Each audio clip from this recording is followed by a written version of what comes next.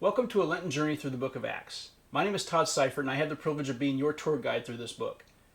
I'm really looking forward to taking this trek with you as we read this book that records the history of the earliest days of the church, the expansion of the Christian witness, and the foundations of what we now call the Church Universal.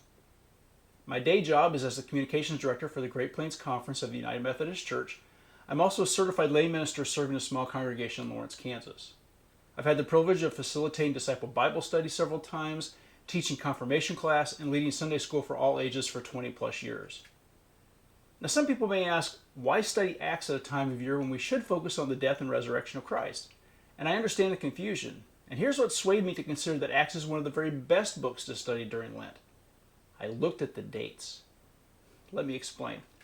Our Gospels, which tell the story of Jesus, were written in fairly short succession to each other, with Mark likely being first, Matthew and Luke using Mark as one of their sources, and then we have John.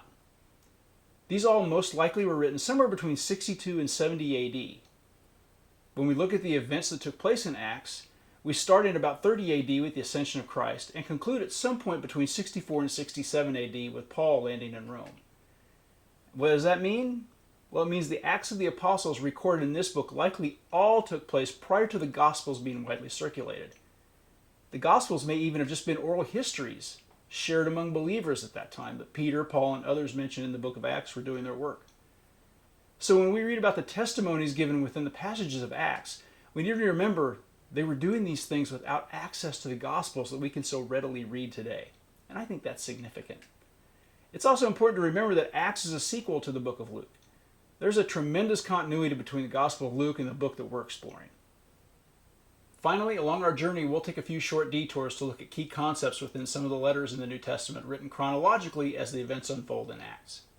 So we'll read parts of James, 1st and 2nd Thessalonians, 1st and 2nd Corinthians, Galatians, and Romans because those pieces of correspondence likely are written while the events in Acts play out. Each day you'll want to log into Blackboard. That's the platform we'll use, and you'll do a couple of things each day. Check the announcements area. If anything comes up that you need to know about, I'll post the information there so nobody misses it. Next, click on the Assignments tab. I'll share a brief devotion or setup each day that usually has a question or two for reflection for that part of our Lenten journey. I really encourage you to jot down your answers to those questions in a journal or on a sheet of paper or on a computer document so you can go back and refer to them later. Finally, you can click on discussion boards. Once there, you'll click on Create Thread to see the questions and to provide your answers. This is also where you'll reply to posts from other participants. Now I realize it's easy to get behind. Life happens. So other than this very first Saturday, we'll leave the weekends free. You can use these days either as a Sabbath or as a way to catch up on discussion boards. You can always stay up to date or even ahead on the reading by clicking on the course materials area. I've placed in there a day-by-day reading list so that there will be no surprises.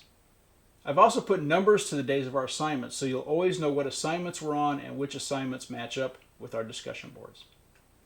Finally, I'll place some supplemental materials in the course materials that I think will help you. Sometimes there's maps, sometimes handouts that I've developed as I've taught some of the aspects of Acts or some of the other books over the years.